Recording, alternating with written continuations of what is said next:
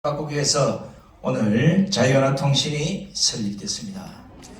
오늘 여기 회원으로 가입하신 모든 유튜브계는 지금이야 100명, 200명밖에 안 되겠지만 회원으로 가입하시면 회원 상호간의 구독자 연합을 통해서 최소한 10만 명 이상의 구독자가 될 수 있도록 모든 유튜브가 함께 가는 그 길을 모색하겠습니다. 그리고 그냥 녹화나 스튜디오에서 짧은 방송으로 우리의 목소리를 내는 것이 아니라 앞으로 정규 언론과 똑같이 대통령실, 국회, 법조기관, 우리나라 각 부처 여기 다 출입할 수 있는 이 출입제도도 여러분 우리가 추진을 할 것입니다.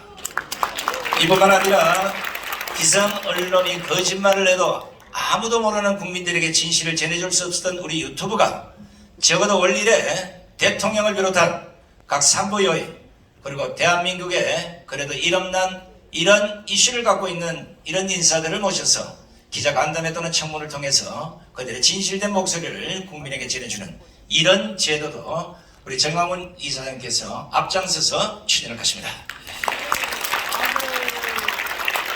오늘 이 자리에는 제가 누구라고 소개는 할 수는 없습니다만 대통령실 관계자 그리고 국회에서 나오셨고 양당에서도 나오셨고 제가 인사를 시키면 아마 도망갈 것 같아서 이분들에게 박수 한번 보내주십시오. 이렇게 관심이 많습니다. 사실은. 자, 또 수많은 시민단체 강자분들 나와 계시는데 그 대표에서 아스팔트에서 오랫동안 싸움을 앞장섰던 우리 자유연대 이범 대표 인사 한번 하시죠.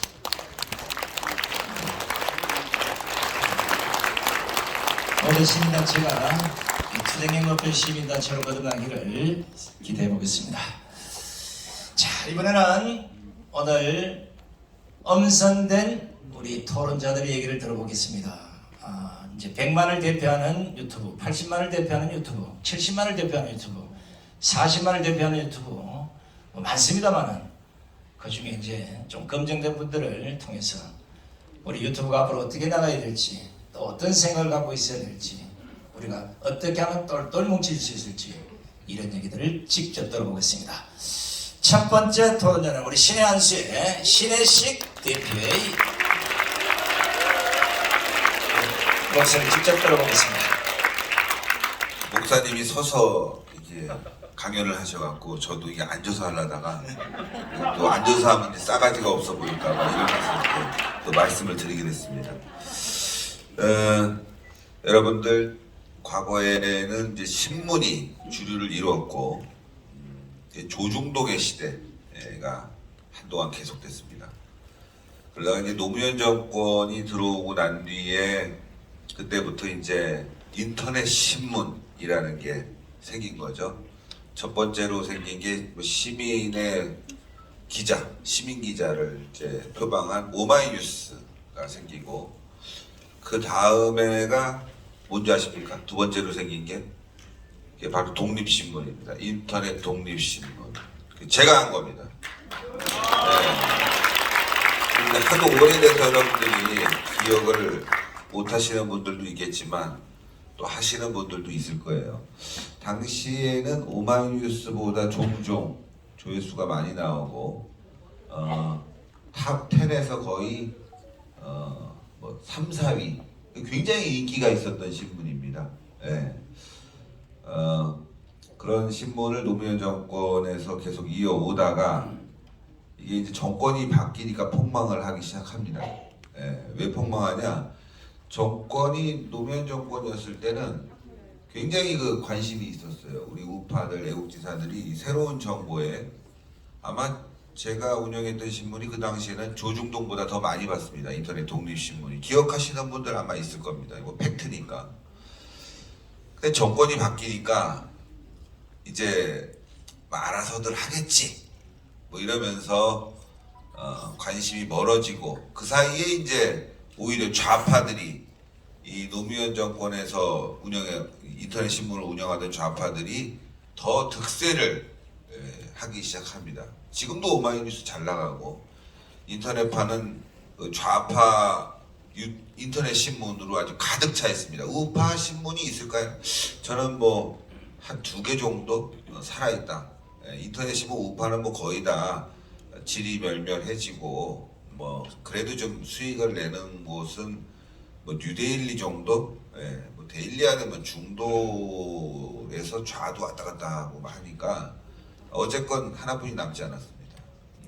제가 왜 이 말씀을 드리냐면은 지금 굉장히 중요한 시기에 와 있고 우리가 과거처럼 야 그 전에 탄핵 이후에 유튜브 방송들 잘 되고 했는데 정권 교체하고 난 뒤에 뭐 알아서 살겠지 뭐 하면서 관심을 늦추는 순간 이 좌파들이 또 점령을 한다.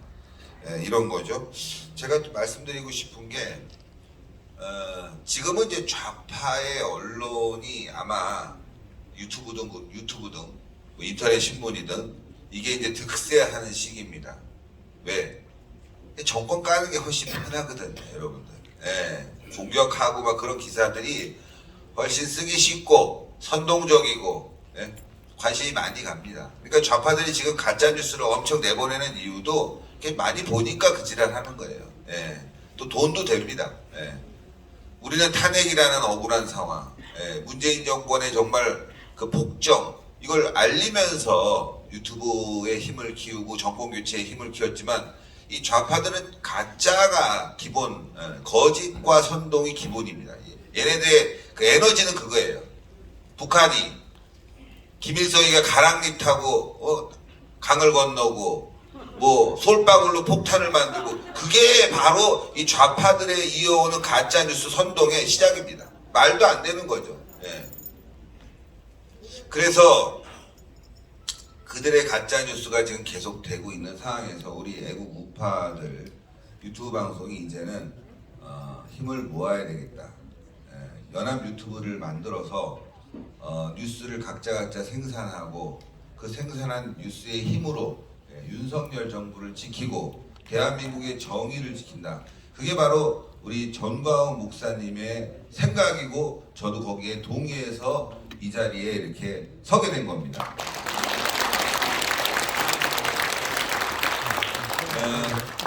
조금 여담을 드리면 지금 윤석열 정부 초기 유튜브를 대하는 모습은 과거 이명박 박근혜 정부와 다르지 않습니다. 그 이명박 정부는 조금 낫어요. 이명박 정부는 너무 열심히 해갖고 국정원장들이 다 깜빵에 갔습니다. 왜? 우파 지원하다 보니까 어쩔 수 없이 그런 일들이 생긴 부분이 있어요. 근데 박근혜 정부에서는 놀았습니다, 사실. 놀아도 깜빵 가는 겁니다. 더 많이 갔습니다. 자, 지키기 위해서는요, 깜빵 갈 각오를 하고, 그리고 아주 악착같이 해야 됩니다. 그리고 정권 연장시켜야 되는 거고요. 그리고 또 연장시켜야 되는데 왜 박근혜 정부에서 탄핵을 당했느냐라고 말씀드리면 그래도 이명박 정부 때는 인터넷 신문들이 살아 있었습니다. 여론 형성을 좀 할 수 있었어요. 박근혜 정부 들어와서 제가 독립신문을 했는데 인터넷 독립신문을 하는데 박근혜 정부 5년을 못했죠. 4년 했죠. 제가 광고 얼마 받은 줄 아십니까? 300만 원이 답니다. 4년이 넘는 기간 동안 정부 광고 300만 원 받은 게 다였어요. 야, 정부가 너한테 광고 주는데 왜 네가 그런 거 하고 다녀? 좋습니다. 맞는 말이에요. 그러면 좌파는 얼마 갔냐? 오마이뉴스에는 수백억 갔습니다, 여러분들. 제가 이런 말씀드리면 박근혜 깐다고 저를 욕할 수 있는 사람도 있을 거예요. 여러분들, 박근혜 정부에서 인터넷 신문 다 죽었습니다, 여러분들. 왜? 내가 대통령이고 날 지지하는 사람들이 많으니까 나 지켜줄 거야. 뭐 인터넷 신문 몇 개 이런 거 지원한다고 해서 나 사는 거 아니야. 그렇게 하다가 싹 없어졌습니다. 제가 당시에 인터넷 신문, 우파 인터넷 신문 미디어 관련해서 회장도 하고 회장을 했죠. 제가 회장을 하고 그때 모은 인터넷 신문이 아마 100여 개가 됐습니다. 인터넷 신문이 MB 때까지만 쭉 이어지던 인터넷 신문이 100여 개였는데 제가 거기 회장도 하고, 그런데 박근혜 정부 들어와서 말기 되니까 몇 개 남았냐? 10개도 안 남았어요. 10개도. 아니 대표적인 독립신문이 4년간 300만 원을 받았으니 300만 원 갖고 저희 직원들 먹여 살리려면 물론 다른 광고도 있죠. 제가 그때 집을 팔았어요. 여러분들. 네? 야 이거 살아야 되겠다. 물론 다른 비즈니스 모델이 있어야죠. 정부에만 의존하면 안 됩니다. 여러분들. 그런데 광고 달라고 하면 뭐라 그러는지 아십니까? 야 너만 달라고는 안 되지. 좌파들이 눈치 보잖아. 욕하잖아. 제가 따면 좌파 2배 더 받고, 가만히 있으면 좌파 같아가고. 네? 뭐 제가 오마이뉴스 뭐 이렇게 얘기하니까 여러분들 뭐 아마 좀 이해 못 하시는 분들도 있을 거예요. 지금도 잘 나갑니다. 박원순 서울시장 팍팍 지원했어요. 제가 그 안에서 얘기 들었습니다. 상상 이상의 지원금 받습니다. 지금도 아마 광고 줄 겁니다. 네? 제가 이 말씀 드리는 이유는 뭐냐? 우파 보수 정권은 눈치 보다가 망하는 겁니다. 눈치 보다가. 지금 윤석열 정부를 떠받들고 지킬 수 있는 그런 여론 형성의 장은 이제 유튜브뿐이 없습니다. 인터넷 신문 어디 있어요? 여러분들 인터넷 신문 좀 보세요. 다 박살 내놓고 그래도 탄핵 때 자생적으로 생겨서 이렇게 기반을 만들어 놓은 유튜브, 이거 잘 지켜야 됩니다. 그거 못 지키면 큰일 나는 거죠. 왜 이렇게 시원하가 많이 와? 아우. 쓸데없이 시원하고 쓸데없이. 오줌. 자, 하여튼 여러분들 꼭 지켜야 되는데 지금 이렇게 연합체를 만들고 저희가 활동을 잘 해야 됩니다. 잘 하고 또 관련 기관들은 관심을 가져줘야 됩니다. 관심을.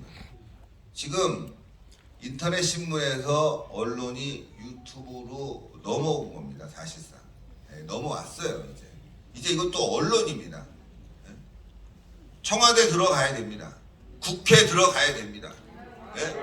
그리고 각 부처에 들어가서 취재해야 됩니다. 그런데 이거 못해요. 지금 우리는. 제가 다시 한번 말씀드리면 왜 좌파 언론들이 저렇게 득세하게 됐냐? 노무현이 정확하게 본 거예요.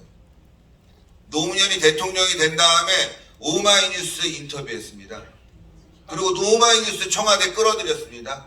좌파 인터넷 매체를 막 만들게 해갖고 각 정부 부처에 막 출입기자 허가해줬습니다. 그게 기반이 된 거예요. 인터넷 신문 저희는 많이 봐도, 엄청나게 봐도 말이죠, 영향력은 사람을 만나면서 시작되는 거예요.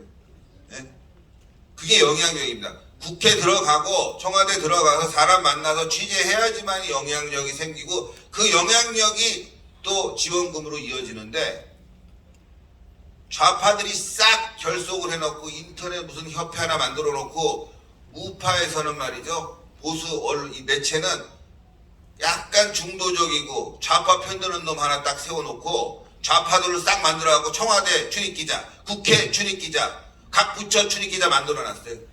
야, 나 2번째로 생긴 독립신문인데 들어가고 싶어. 그러면 누가 막은 줄 아십니까, 여러분들?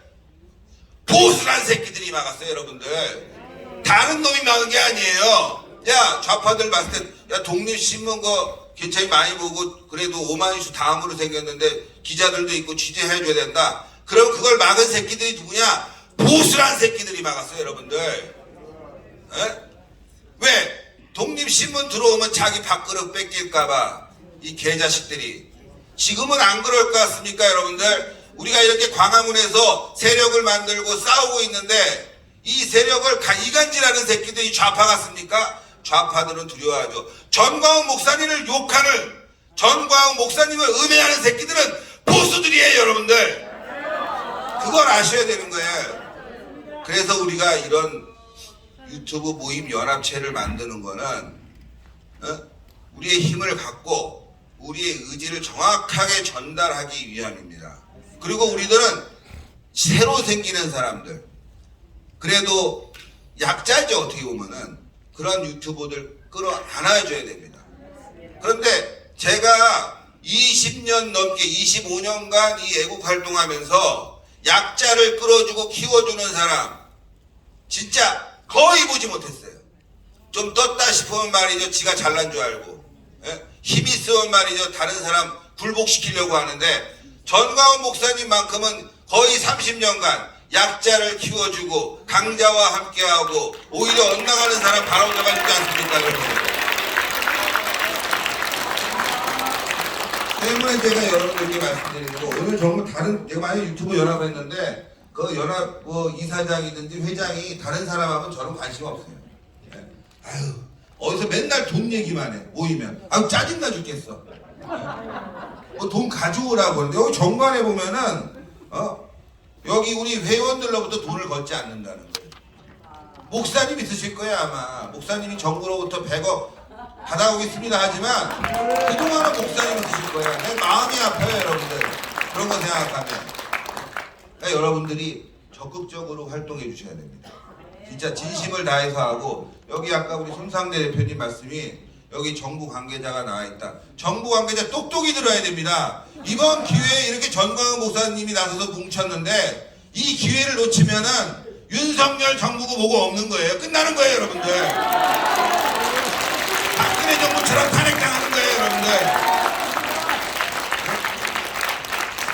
정확하게 알아요. 좌파들이 왜 전광훈 목사님 도와주고 거기 뭐 유튜브 단체에 지원이야. 그러면 가서 뒷방망이 때리고, 야 이 개새끼들아, 니네들이 윤석열 대통령 지켜주려고 그러면 내가 니네한테 지원하는데 욕하는 새끼들 뭐하러 지원해? 라고 얘기할 수 있는 용기가 있어야 됩니다, 여러분들. 그런 용기가 없는 지도자는 나가는 거예요, 여러분들. 오마이뉴스가 클 때 노무현이 뭐라고 그런지 아십니까? 청와대도 저희 우리 공식적으로 들은 얘기입니다. 야, 구독자, 조회수, 독립신문 많은데 내가 취재하려고 해. 거기서 답변 온 게, 야, 대통령 까는 새끼들이 여기 왜 들어오냐? 이게 공식적인 답변입니다, 여러분들. 예? 좌파들은 그렇게 뭉칩니다. 예? 윤석열 정부도 자기 이뻐해주고 지켜주는 사람부터 챙겨야 됩니다. 쓸데없이 말이죠, 뭐 확장성?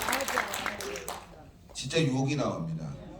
확장성, 여러분들 컴퓨터 보시면 확장성이 있게 만듭니다. 슬롯을 더 만드는 거죠. 메모리 카드 더 꽂게 만듭니다. 그쵸? 얘네들이 얘기하는 확장성은 뭐냐면은 없는데 갖다가 들어오지도 않는 건데 그걸 갖다 억지로 갖다가 꽂는 거예요. 그럼 기계 고장 납니다. 그런 거예요. 없는 걸 갖다 꽂는다. 여러분들 386 컴퓨터에는 386에 맞는 부품이 들어가야 되는 거예요. 그런데 지금 이 윤석열 정부의 확장성을 얘기하는 사람들은 우리 지금 대한민국은 말이죠, 슈퍼컴퓨터로 가고 있는데 과거에 있는 구닥다리 부품 갖다가 꽂으려고 하는 거예요. 그 확장성이라는 게. 왜 그런 말씀드리냐? 대한민국의 정통성, 대한민국의 미래방향, 대한민국의 정책성도 모르는 새끼들을 끌어들이니까 망치는 거예요, 여러분들. 우리부터 제대로 세워야지만이 성공한다. 그 중심에 전광훈 목사님이 있다. 그리고 이번 유튜브 연합 모임체는 그 시작을 알리는 초석이 될 거다. 대한민국의 여론을 우리가 끌고 가고 대한민국의 중심을 바로잡는 그런 모임체가 될 거다. 저는 여기에 몸을 불사를 것이라고 저는 여러분들께 약속드리겠습니다. 감사합니다. 네, 수고하셨습니다. 자, 신혜식 대표에게도 여러분 감사의 박수를 보내주시기 바랍니다. 방금 우리 신혜식 대표가 정부 관계자를 향해서 똑바로 하라고 소리를 지니까 저기 계시는 정부 관계자가 움찔합니다. 큰일 날 뻔했네. 신혜식 대표가 외치니까 이 정도지 제가 외치면 이어서 쫓겨나야 돼. 자, 여러분 아시다시피 지금 신혜식 대표가 하신 말씀 하나도 틀린 게 없습니다. 저도 그 당시 유스타운 인터넷 신문을 끌면서 이명박 정부 제로, 박근혜 정부 300만 원 똑같아요. 이래면 망합니다. 이래도 말을 안 듣더니 결국 망했습니다. 이제 이런 걸 우리 윤석열 정부는 답습하지 않기를 촉구합니다. 자, 이번에는 조금 늦게 왔습니다만은 우리 고성국 TV의 고성국 박사님의 말씀을 들어보도록 하겠습니다. 박수 한번 보내주세요.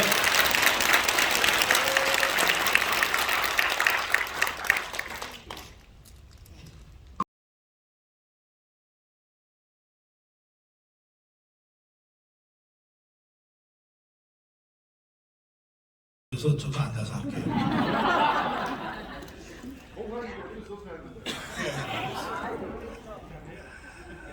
여러분, 이기고 만나니까 좋죠.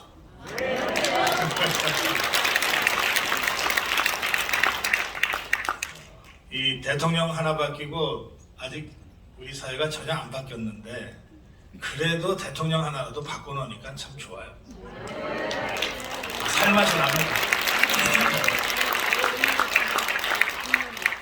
그 이제 정말 지난 5년 문재인 좌파 정권의 폭정하에서 정말 고생들 많이 하셨어요. 안 죽고 살아남은 게 용하죠. 우리 자유우파 유튜브 동지들 이렇게 만나게 돼서 정말 반갑습니다.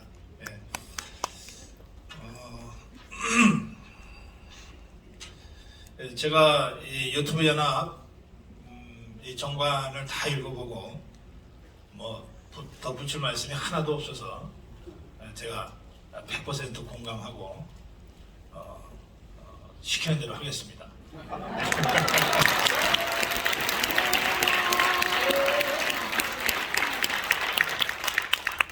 그리고 우리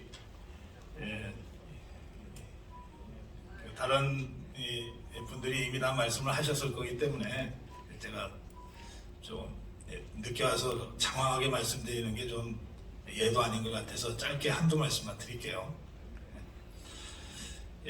유튜브 연합 정관 2조 목적입니다. 제가 이 목적을 보고 다시 한번 지금 우리가 어디에 서 있는지를 생각하게 됐습니다. 자유통일과 주사파 척결과 대한민국 문화개혁을 추진한다 이렇게 되어 있습니다. 제가 문화개혁 얘기부터 하겠습니다. 조금 전에 우리 신혜식 대표께서 노무현이가 어떤 일을 했는지를 잘 설명하셨어요. 이게 노무현의 창작물이 아니고 1930년대 그람시가 창작한 겁니다. 문화 헤게모니를 잡아야 그 사회를 전복시킬 수 있다. 그런데 이 그람시라는 자가 레닌, 스탈린하고 노선투쟁에서 지는 바람에 그동안 묻혀 있었어요. 그리고 30년대, 40년대, 50년대, 60년대는 레닌, 스탈린 노선에 따라서 허구한 날 총파업하고 무장투쟁하고 하다가 다 망했습니다. 그러니까 60년대 후반 70년대 들어서 유럽의 좌파들이 야 스탈린 시키는 데 했다가 우리 다 죽겠다. 뭐 다른 길이 없냐 해서 새로 발굴한 것이 30년대 그람시가 주장했던 진지전 이론입니다. 이거를 우리 남한의 한국의 종북 주사파들이 80년대 후반 이후에 적극적으로 도입을 했습니다. 진지전이라고 하는 건 간단합니다. 사회 곳곳에 영향력 큰 곳에 깊이 침투해서 10년간 20년간 그 영역에서 인정을 받고 그때까지는 정체를 숨기고 있다가 인정을 받고 힘을 갖게 되면 그때 본색을 드러내고 체제 전복에 나서자. 이게 진지전입니다. 그래서 좌파들이 80년대부터 무려 20년 동안 30년 가까이 이 진지전 전략에 입각해서 행동을 했습니다. 어떻게 행동했냐? 이 운동권 열심히 투쟁하고 데모하던 자들이 전부 고시방에 처박혀서 사시 공부했어요. 그래서 판사, 변호사, 검사들로 다 진출했습니다. 그리고 벤처기업들이 다 들어갔어요. 그리고 이 무슨 SNS 쪽에 가장 먼저 진출했습니다. 그리고 방송 쪽에 진출했습니다. 언론사에 진출을 했어요. 그리고 종교계에 진출합니다. 학교에 진출을 해요. 우리 사회를 떠받드는 가장 기본적인 구조, 곳곳에 이 좌파들이 30년 이상 침투해서 그 분야에서 인정을 받게 됩니다. 이 정교조가 했던 거 잘 보십시오. 처음에 정교조가 지금의 좌파 본색을 드러내지는 않습니다. 처음엔 어떻게 접근합니까? 촌재 안 받기 운동으로 접근합니다. 애들을 때리지 말자고 접근합니다. 우리 애들 무슨 죄가 있다고 맨날 매질하냐. 이 사랑의 매를 폭행이라고 규정하고 애들 때리지 않는 학교 만들겠다. 촌재 안 받는 학교 만들겠다. 학생들이 좋아하고 학부모들이 열광했어요. 그게 정교조의 시작입니다. 그렇게 해서 학생들로부터 존경을 받고 학부모들로부터 인정을 받고 동료 교사들로부터 인정을 받으면서 정교조의 뿌리가 하나하나 만들어진 겁니다. 정교조의 지금 정교조의 이 학교 진지들이 만들어진 거예요. 무서운 자들이죠. 30년을 그렇게 학교라는 진지 곳곳을 구축한 다음에 비로소 총대를 들어서 교육감 선거에 나가서 하나하나 좌파들이 교육감 선거 장악을 하죠. 이런 진지들이에요. 하루아침에 만들어진 게 아닙니다. 좌파들이 법조계로 나가고 언론계로 나가고 한 거 30년 됐습니다. 그 자들이 지금 다 사장하는 거예요. 회사 나가서 직원들 딴에 문제의식 가지고 열심히 하고 그러면 또 동료들 도와주고 어려운 일 있을 때 발벗고 났으면 그러면 존경받는 선배 되는 거 아니에요. 네, 지금 저 박성재니 뭐니 하는 자들이 그냥 대충 뭐 어느 날 갑자기 뭐 낙하산 타고 이런 거 아닙니다. 30년간의 직업들 나름대로 각고의 노력이 있었던 거예요. 종교계는 더합니다. 종교계가 좌파가 침투한 것은 이미 100년 전부터고요. 한국에서도 종교계를 가장 먼저 잠입을 했어요. 왜 그랬냐 하면 박정희 정권, 전두환 정권을 견뎌내려다 보니까 하나님 빽이 있으면 좀 낫거든. 부처님 빽이 있으면 좀 낫거든. 그러니까 언론계나 학계보다 종교계에 훨씬 먼저 침투를 합니다. 그래서 지금 우리가 보는 뭐 비행기 떨어지기 비나이다 하는 이런 자들의 뿌리는 5, 60년 이상 된 뿌리들이에요. 그러니까 버티는 거예요.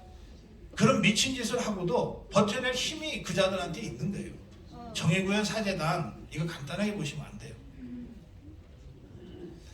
이렇게 우리 사회 전체가 좌파들에게 장악되기까지 30년 동안 도대체 여러분이나 저는 뭐 했습니까? 아니 자꾸 국민의힘 야단칠 거 없어. 윤석열 대통령은 뭐라 그럴 거 없어. 여러분하고 저는 뭘 했냐고요 도대체.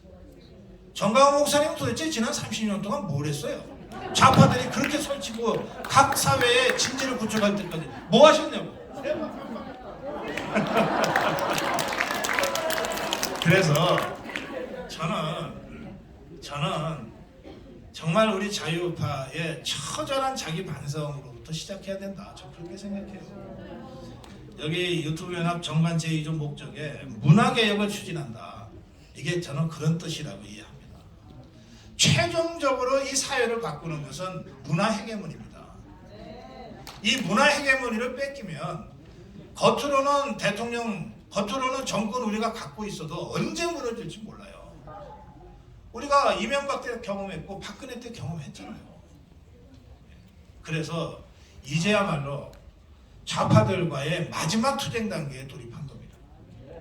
마지막 투쟁 단계에 문화 헤게모니를 장악하지 않으면 진정으로 우리가 이념 전쟁에서 승리할 수가 없어요. 그 이념 전쟁을 누가 할 거냐? 그게 우리 유튜브 연합단, 이 유튜브 연합 창단의 진짜 목적이다. 저는 그렇게 생각합니다.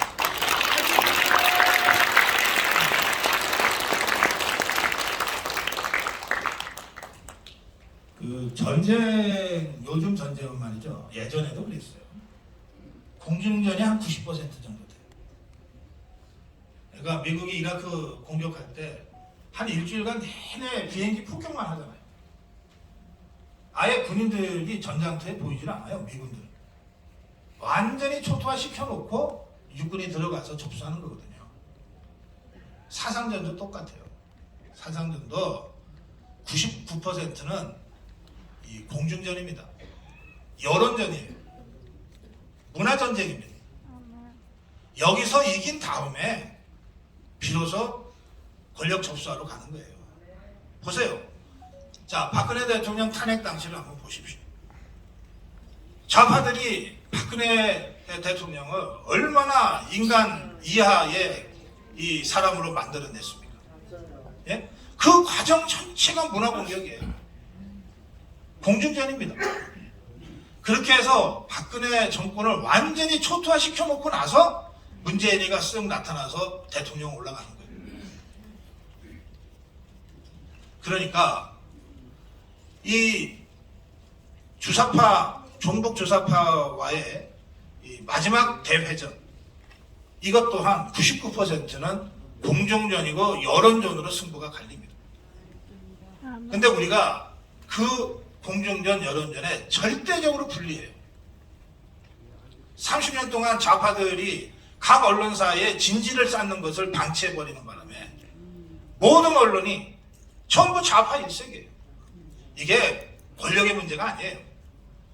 자, 방송을 하나 하려고 그러면 여러분들 다 유튜브시니까 다 잘 아실 거예요. 방송하려고 그러면 우선 PD가 필요하잖아요. 그래야 프로그램 전체를 기획을 하죠. 그 다음에 그 컨텐츠를 누가 채워줍니까? 작가들이 채워주잖아요. 그리고 나서 그 위에 진행자가 있고 패널이 있는 거 아닙니까? 그런데 이 PD나 작가들 99% 좌파들입니다. 뭐 이념적으로 철저하게 단련된 좌파들은 아닐지 몰라도 패션 좌파들도 꽤 많이 있어요. 그 동네 가서는 좌파적으로 행동하고 좌파적으로 발언하지 않으면 행세를 못해요. 지나가다가도 윤석열 요거 한번 해야 그 동네에서 살아남아요. 이런 사회라니까 언론계라고 하는 게. 그 언론계, 그 좌파 언론들과 우리가 싸워서 여론전에서 이겨야 되는 거예요. 아까 제가 다른 분들 말씀 못 듣고 신혜식 대표 말씀만 들었는데, 신 대표가 아까 그런 말씀 하셨어요. 이미 우리 언론의 주도권은 유튜브가 잡고 있다. 저 그렇게 생각해요. 그게 유일한 우리 희망이야. 지상파, 종편, 신문, 라디오, 네이버, 다음 같은 포털까지 전부 좌파들한테 다 뺏겼어요. 다 뺏겼어. 유일하게 지금 버티고 있는 게 우리 자유파 유튜브들이에요.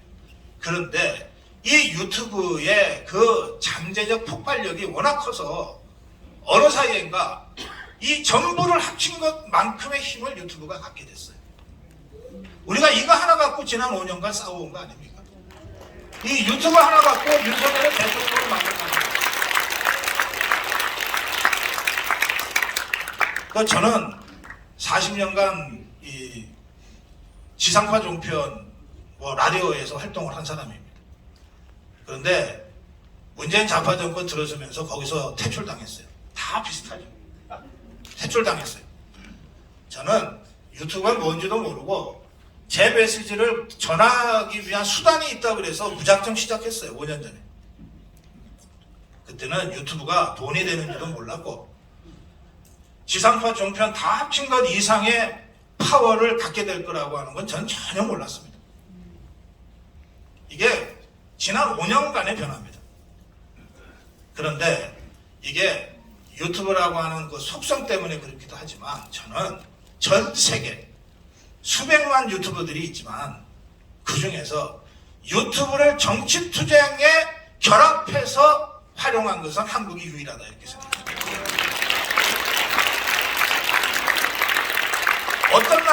어떤 나라의 유튜브 크리에이터도 이것을 정치 투쟁으로 결합시켜서 활용하지 않습니다. 트위터는 할지 모르지만. 그래서 제가 작년에 다른 나라 몇 사람으로부터 요청을 받았어요. 아니 한국을 보니까 유튜브가 정치를 좌우하던데 우리한테 와서 한 수 가르쳐 줄 수 있냐? 한국의 정치 시사 유튜브가 이제 해외로 수출되는 단계까지 왔습니다. 유튜브를 정치 수단의 가장 강력한 수단으로 만들어낸 것이 대한민국 자유우파입니다. 바로 여러분들입니다. 다만 한 가지 그동안 아쉬운 게 있었다면 저 반성할게요. 제가 신혜식이랑 술 한잔 안 했고 저 이범규랑 진짜 진하게 뭐 스킨십 한 번 안 했어요. 지금 할까요?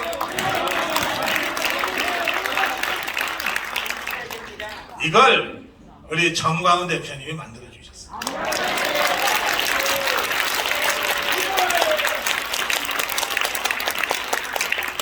이 대목에서 제가 좌파들이 자주 쓰는 용어 하나 쓰겠습니다.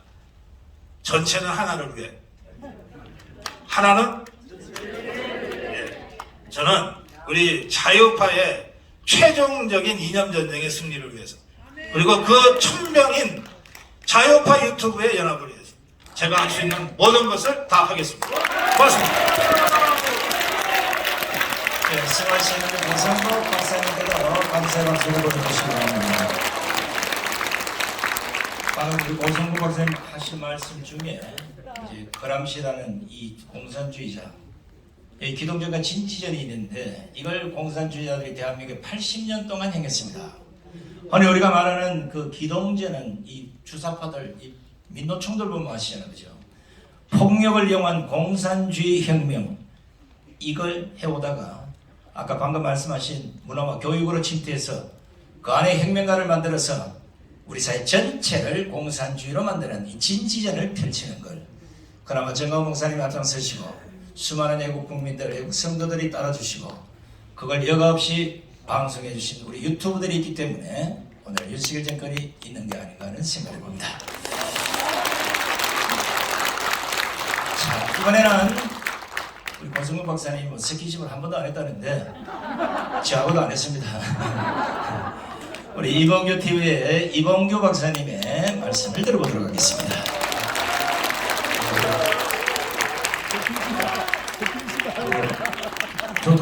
저도 앉아서 하겠습니다.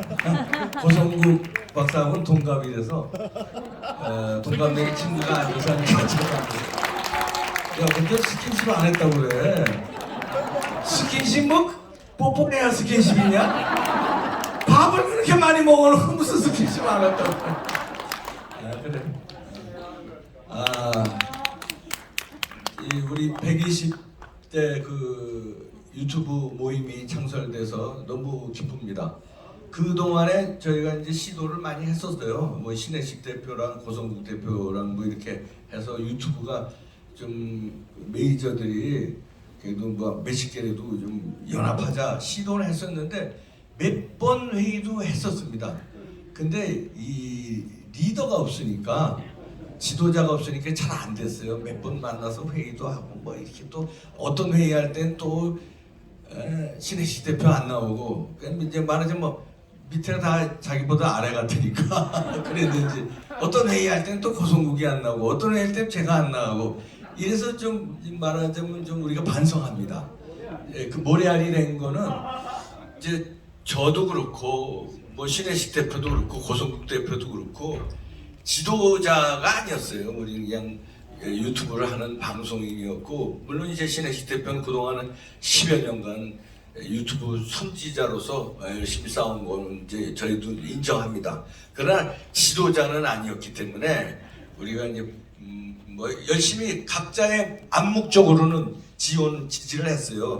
이제 우파 이제 유튜브들 이제 뭐 동조하고 그래서 저쪽에서 예를 들어서 뭐 어떤 이슈 가지고 나오면 우리도 거기에 동조하고 그랬는데 이렇게 유튜브 연합체를 결성하는 데는 결과적으로는 실패했다. 근데 이렇게 다시 120대 유튜브를 연합한 것은 역시 지도자가 정광훈 목사가 섰기 때문에 가능했다. 이제 여러분들은 자긍심을 가져주시기 바랍니다. 120대가 이제 시작이니까 여러분들은 창립 멤버예요. 네. 이후에 들어오는 사람들은 이제 말해 2기, 3기 뭐 이렇게 되면 후배들이니까 여러분들이 120대 유튜브 창단 멤버이기 때문에 대한민국을 살리는 왜 3.1 운동할 때 33인인가요? 그 멤버가 있었잖아요. 물론 그때 당시 수백만이 만세운동을 했지만 그 창단 멤버, 그러니까 지금 120명의 유튜브 여러분들이 굉장한 사명감을 가지고 자긍심을 가지시기 바랍니다.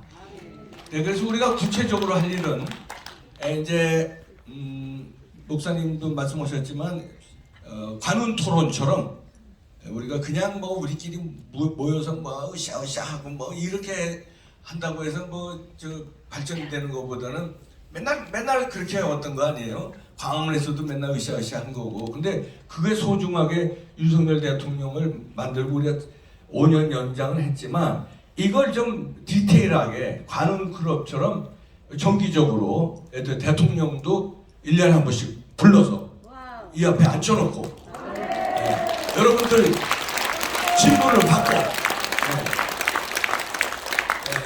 그 다음에 한 달에 한 번씩 장관 나와 이렇게 해서 통일부 장관 뭐 이상한 발언하던데 당신 말이야 뭘 믿고선 북한 방송 여기 들라고 그러느냐 이렇게 따지고 이런 거를 관훈 클럽은 하잖아요.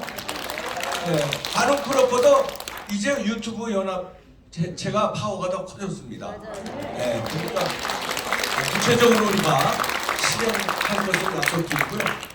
그다음에 개인적으로 저는 이류 인생을 살았어요.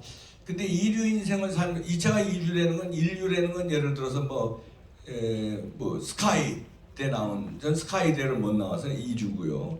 그다음에 유학 시절에도 저는 조지 워싱턴에서 했는데 뭐 하버드나 예일 이런데 프린스턴보다 또 그게 또 이류고 그리고 그래서 근데 제가 공교롭게 이 이류 패러다임에 지금까지 역사와 언론 역사와 함께했습니다. 왜냐하면 이류로 제가 처음 이제 언론계 이제 방송계에 입문하게 된 게 워싱턴에서 이제 조선일보 워싱턴 지국에 취직을 했는데 거기서도 오래 못했어요. 재미가 없더라고요.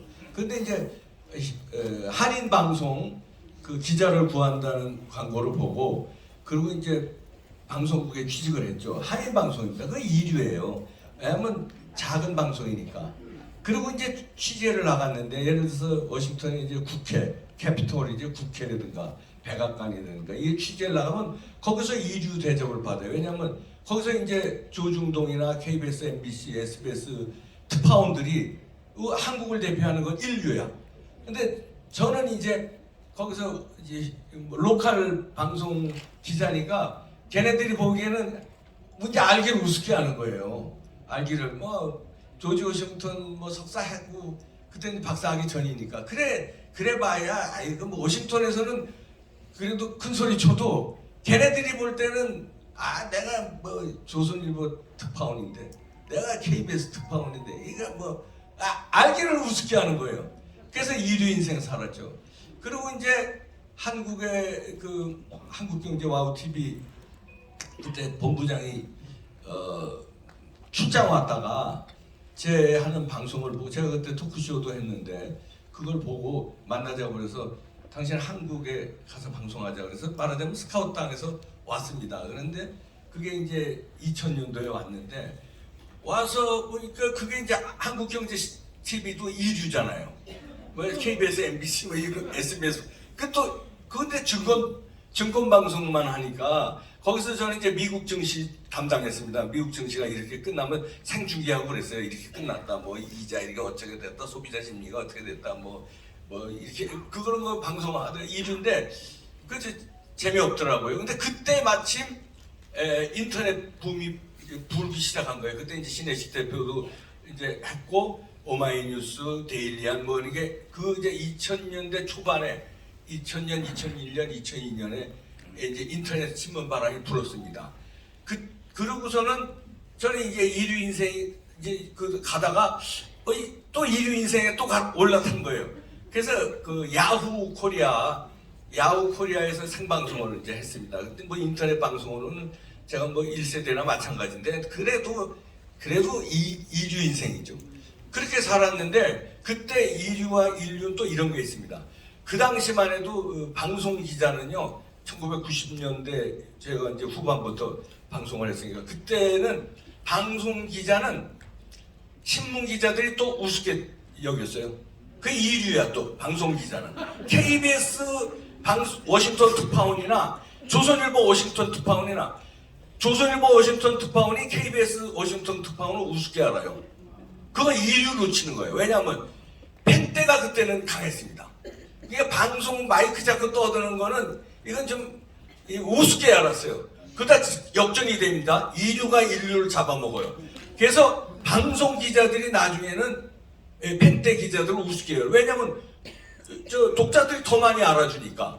근데 앵커 출신들이 막 뜨잖아요. 이제 앵커 출신들이 막 국회의원도 되고 앵커 출신들이 인기를 더 얻으니까 이제 이류가 인류를 잡아먹습니다. 그래가지고 방송 기자들이 이제 파워가 더 세졌어요. 그러다가 제가 프리랜서로 이제 와우 TV에서 나와서 프리랜서로 이제 뭐 인터넷 방송도 하고 라디오도 나가고 뭐 이렇게 했는데 종편이 생깁니다. 그래서 이제 종편 초창기에 제가 혜택을 받아서 그래도 종편에서 왕성하게 활동했는데 그래도 이류였어요. 왜냐면 종편이 또 이류야 그때는. 인류는 또 역시 지상파 방송이잖아요. 이류 인생을 가는데 거기서 종편에서 나름대로 뭐 거기서는 활약을 했다고 해도 또 이류를 알기를 우습게 알아요. 근데 이게 이제 종편에 가다가 이제 유튜브가 생깁니다. 종편에서 저희가 잘렸잖아요. 이제 문재인 정부 들어가면서 들어가기 바로 직전에 촛불 난동이 일어나니까 촛불의 힘으로 벌써 종편들이 바람이 불기 전에 풀이 누워버려요. 미리. 바람이 불어야 풀이 눕는데 바람이 불기도 전에 풀이 먼저 누워버리더라고요. 이야, 종편이 그때부터 촛불 난동에 벌벌벌벌 켜서 그때 싸우던 분들이 이제 정광훈 목사를 위시로 해서 그때 이제 저쪽에는 광화문에서는 촛불 난동 세력이 있었고 이제 시청 앞에서는 이제 태극기 싸움이 있었잖아요. 저는 그때 합류하지 못했습니다. 저는 그때 TV조선에서 앵커를 맡고 있었기 때문에 그 앵커를 맡으면은 이 패널하고 좀 달린 좀 엄격한 그 룰이 있습니다. 그래서 할 수 없이 목근영이 보도청이라고 그때 제가 앵커를 2개나 맡고 있었어요. 그러니까 그 마음은 나가고 싶었는데 나가지도 못하고 방송도 어정쩡하게 했어요. 왜냐하면 정광훈 목사님이나 신혜식 대표가 연단에서 하는 것처럼 하면 당장 저는 잘립니다. 그날로 당장 잘리니까. 그리고 앵커는 요 리시버를 여기 껴요. 그리고 저기 위에 조종실이 있습니다. 조종실이 있고 그 이제 우리 이제 대본이 있고 방송하다가 제가 약간이라도 센 얘기를 하면은 이 리시버를 야 미친 야 미치게 누가 PD가 감히 저한테 그러겠습니까? 본부장이 뛰어내려와서 야 너 이 새끼야 좀 똑바로 이 새끼 욕이 막 들어오니까 이거 하다가 못해요. 제질 당합니다. 그리고 읽으라는 대로 밑에 자막을 쳐줘요. 프롬프터에. 그렇게 했으니까 어정쩡하게 방송을 했죠. 그래서 박근혜 대통령 탄핵을 막는데 제가 기여를 못한 정도가 아니라 방조한 범위입니다. 방조 범위라서 그 뒤에도 여러 번 사죄도 했고 그렇게 이제 이류로 살아왔는데 이 축구도 그렇지만 이류가 인류를 뒤집습니다. 손흥민이가 EPL 영국 프리미어리그에서 득점왕이 돼요. 한국 선수가 어떻게 전 세계 호날두니 메시니 이런 놈들 제치고 어떻게 득점왕을 합니까? 인류가 되는데 자 아까 방송 기자가 신문 기자 잡아먹듯이 인류가 됐지 않습니까? 종편이 시사 보도에서 지상파를 잡아먹습니다. MBC는 진작에 잡아먹었고 이 시청률로 MBC는 TV조선이라든가 여기에 시청률한테 게임이 안 돼요. 지금은 MBC는 완전히 2류 3류가 돼버렸습니다. 시사 보도에서는 이게 TV조선이 이제 1류가 됐어요. 그런데 그 시절을 넘어서 지금은 어떤 현상이냐면 유튜브는 3류 4류였어요.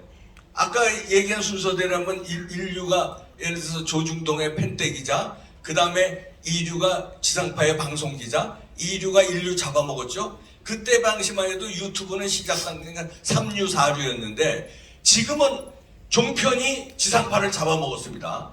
KBS 하나 남고 나머지는 시사 9시 뉴스 시청률이 TV조선한테 다 밀렸어요. 그러면 그건 이제 이류가 인류 잡아먹은 건데 지금은 어떤 현상이냐면 3류, 4류인 유튜브가 TV조선 잡아먹었습니다. 왜냐면요, 시청률로 보여주는데요. 유튜브, 이거 자유우파 논지를 내는 유튜브 시청률을 다 합치면요, 이 종편 시청률이 게임이 안 돼요. 우리가 훨씬 높습니다.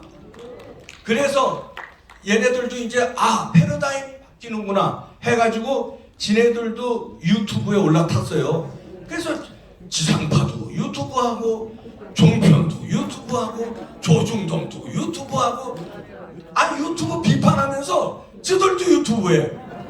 왜냐면 패러다임이 이제는 바뀌는구나. 아까 얘기한 그 언론의 역사에서 바뀌어왔듯이 이제는 유튜브 시대라는 거를 지상파도 알고 조중동도 알고 종편도 아는 거예요. 그래서 다 유튜브에 올라탔는데 이때는 지네들하고 우리하고 대등하게 밥그릇 싸움이 됐어요. 그러니까 유튜브를 비판해요. 뭐 음모론자들, 뭐 극우 꼴통. 아니 그러면 지네가 유튜브를 하지 말아야지. 지네는 유튜브 하면서 유튜브가 음모론자래. 그럼 지네도 음모론자라는 거 아니에요.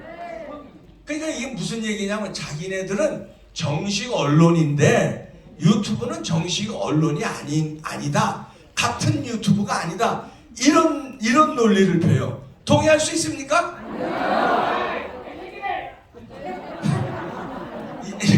아까 얘기했듯이 2등은 영원한 2등이 아닙니다. 1등은요, 지금 언론 역사에서 보여줬잖아요. 영원한 1등이 아니에요. 1등이 바뀌었습니다, 여러분. 동의하십니까? 정가훈 목사 패러디 한번 흉내 한번 내면 동의하십니까? 동의하시면 두 손 들고 만세. 내가 이거 진짜 하고 싶었거든요. 동의하셨습니다. 죄송합니다. 실례해서. 여러분들이 이제 1등입니다. 왜냐하면요, 여러분 혼자는 1등이 안 돼요. 저도 혼자는 1등이 아닙니다, 지금. 저는 평생 1위 인생이에요. 근데 120대 유튜버들이 지금 뭉쳤잖아요. 우리 뭉친 힘은 1등입니다. 우리가 세상을 바꿉니다. 우리가 윤석열 정부를 이끕니다. 그리고요, 지금 윤석열 정부가 지금 잘하고 있는데 그래도 가끔가다 잘못하는 게 있어요. 장관이 잘못하든지 논조가 잘못하든지. 그럴 때 1등 유튜버들이 뭉쳐서 우리가 따끔하게 얘기를 해줘야 돼요. 네. 여러분 120대 유튜버들은요, 우리 이제 뭉쳤기 때문에 여기에 우리 자유일보가 있고요. 그 다음에 자유연합통신이 창단됩니다. 이거는 엄청난 힘을 가집니다. 자유연합통신. 네. 이제는요, 뭐 연합통신은 이제 정부 기금으로, 정부 자원으로 하잖아요. 정부 자원이 셀까요? 민간 자원이 셀까요? 환율이요, 정부가 아무리 환율을 개입해도, 여기 이충근 박사님 국제정치학 박사 있지만, 환율을 아무리 정부가 개입해도 일본이 얼마나 돈이 많은 나라입니까? 아무리 개입해도요, 민간의 환율의 자율적인 자율 변동에 이기지 못해요. 한국도 절대 못 이깁니다. 개미 투자자들 아니면 전문 투자자들 아니면 기업 투자자들, 이런 투자자들이 모인 힘에 못 이겨요, 정부가. 그러면 연합통신은 어디서 하는 거예요? 정부 기금으로 하는 거죠. 근데 자유연합통신은 민간이 하는 건데, 그것도 민간 한 사람 무슨 삼성전자에서 하는 게 아니잖아요. 풀뿌리 여러분들이 하는 건데 이걸 이길 수 있을까요? 못 이겨. 인류 연합통신 이제 2류 불러가는 거야. 자유연합통신 1등 가는 겁니다, 여러분. 다 죽었어. 아이고 또 목소리 커지네. 그래서 우리가 이 시대에 각 시대별로 우리 구국에 하나님이 포기하지 않으시고 지도자를 보내주셨는데 이 유튜브 연합체 자유연합통신을 만드는 지도자를 정광훈 목사를 세웠으니 우리는 이와 함께 뭉쳐서 전진합시다. 나라 살립시다 여러분. 우리가 인류다.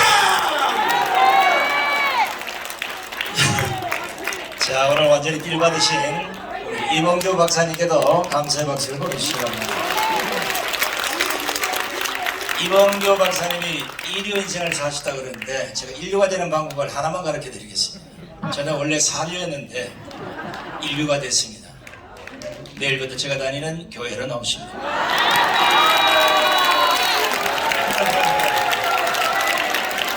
간단한데. 자, 이제 토론자 우리 이제 끝 순서지만 중간에 한 분이 또 앉아 계십니다. 잘 보고 계시고요. 국제정치학이 사실은 상당히 어려움에도 불구하고 제가 그동안 못 보다가 이 행사 때문에 직접 들어가 봤더니 벌써 34만을 가고 있어요. 깜짝 놀랐습니다. 우리 이충건 TV의 이충건 박사님의 말씀을 들어보도록 하겠습니다. 감사합니다.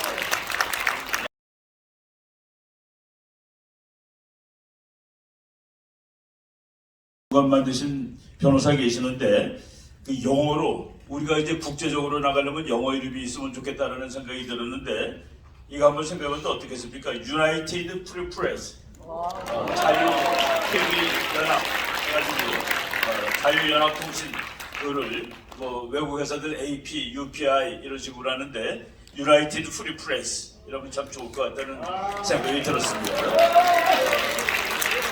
제가 그 유튜브 저를 이제 그 비난하는 사람들이 저를 모욕한다는 의미에서 이춘근 이렇게 들어가 보면 유튜버 이렇게 했습니다. 학자 교수라고 안 쓰고. 근데 그 유튜버들이 이 나라를 살렸다는 사실에 저는 대단히 자부하고 그리고 그 말에 대해서 아무런 그런 느낌을 갖지 않습니다. 자랑스러운 직업 내가 한번 그랬어요. 내가 지금 업자다. 다 은퇴하고 실업자다 그랬더니 어떤 사람은 실업가지요, 실업자가 아니라 그래서 유튜브에서 돈도 많이 버는 거 아니에요? 라고 생각을 하는데 저는 뭐 이 나라를 살려야 되겠다라는 생각으로 이걸 만들었습니다. 오늘 이 기회에 제가 그 유튜브를 하는데 이거 사진 찍을 줄도 모르고 그리고 편집할 줄은 더더욱 모르는데 그럼에도 불구하고 지금 5년 동안 유튜브를 하고 그리고 학문적으로 하는데도 불구하고 34만 4천인데 34만 5천에서 한 몇십 명 모자른 그 34만 4천입니다. 대한민국의 정치외교학과 다 합쳐도 34만 명이 안 됩니다. 근데 내가 그걸 보는 그 정책을 공부하겠다는 사람이 그렇게 많은데 제가 그 맨 처음에 유튜브가 뭔지도 모르고 유튜브 하는 사람이 와서 뭐 이렇게 물어봐요. 북한이 핵실험했는데 어떻게 생각하냐? 나는 그냥 뭐 좋은 의미로 말해주면은 그게 유튜브로 올라있고 그러더라고요. 그러다가 이제 뭐 여러 가지 이유로 안 하게 됐는데 우리 목사님께서 그걸 안 하시면 어떡하냐고 하시라고. 그래서 저는 뭐 카메라도 없고 아무것도 없어요. 그냥 남의 집에 가서 그냥 불러서 했는데 그랬더니 다 대주시겠다는 거라. 그래가지고 목사님이 이제 그걸 지원을 해주신 겁니다. 그래서 언제 시작했나 문재인이 당선된 것이 2017년 5월 9일이에요. 그리고 2017년 5월 10일 날 대통령에 취임을 했습니다. 그때 그 처절한 마음으로 우리 목사님이 보내주신 무국지간 카메라를 든 우리 교회에 있는 그 목사님 설교하는 그 사진 찍는 그 젊은 우리 친구가 자매가 왔어요.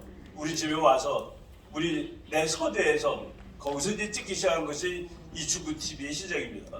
그날 보니까 뭐 가족들 아는 사람이라고 구독자가 한 10명 됐더라고요. 열심히 했습니다. 우리는 이제 싸워야 된다. 신문들이 다 거짓말하고 있고 동아일보, 조선일보 끊었습니다. 이걸 보면 내가 자꾸 헷갈려. 내가 알던 거랑 다르니까. 그래도 동아일보가 쓰고 조선일보가 썼는데 헷갈리더라고요. 그래서 제가 그 정책을 만들었습니다.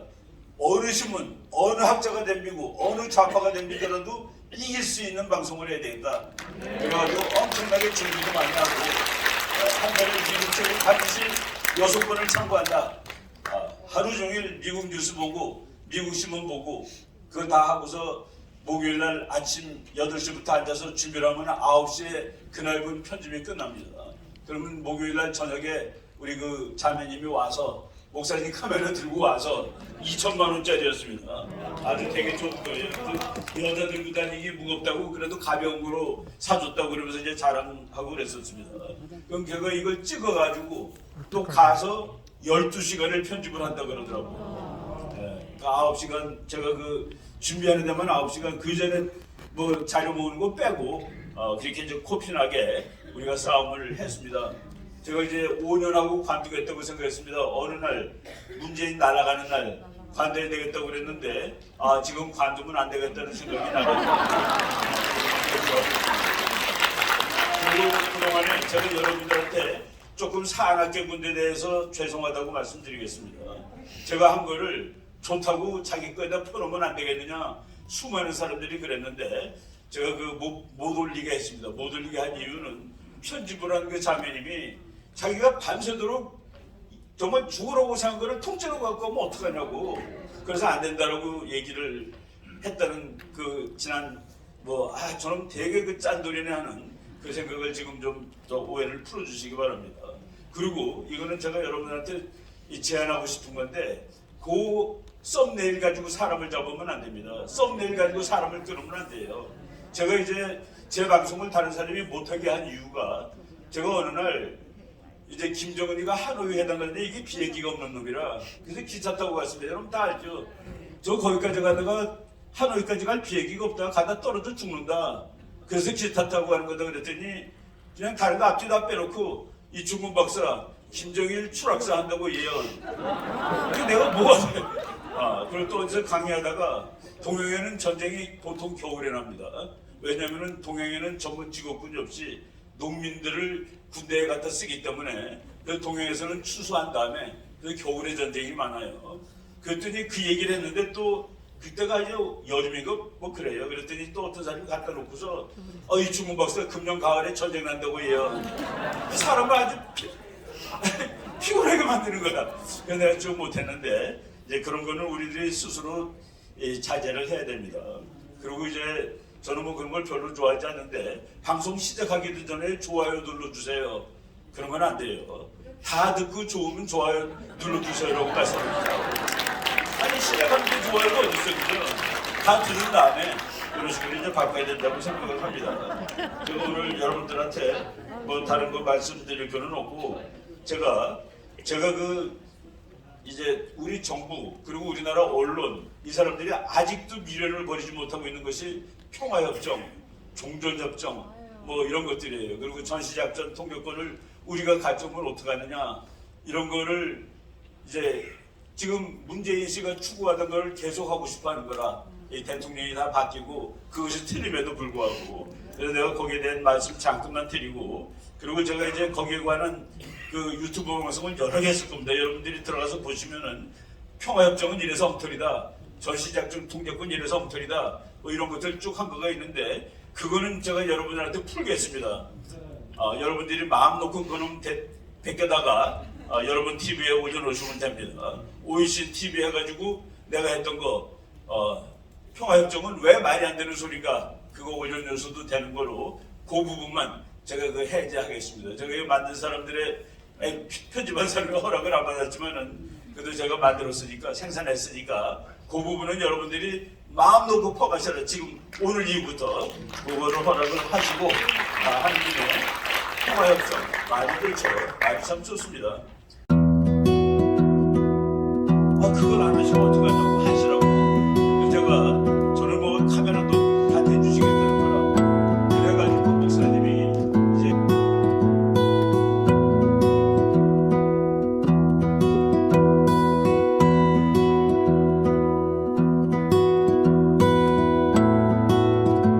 이상 언론이 거짓말을 해도 아무도 모르는 국민들에게 진실을 전해줄 수 없었던 여러분에는 이제 신문이 주류를 이뤘고 조중동의 그리고 각 근처에 들어가서 취재해야 됩니다. 그런데 이거 못해요. 좌파들이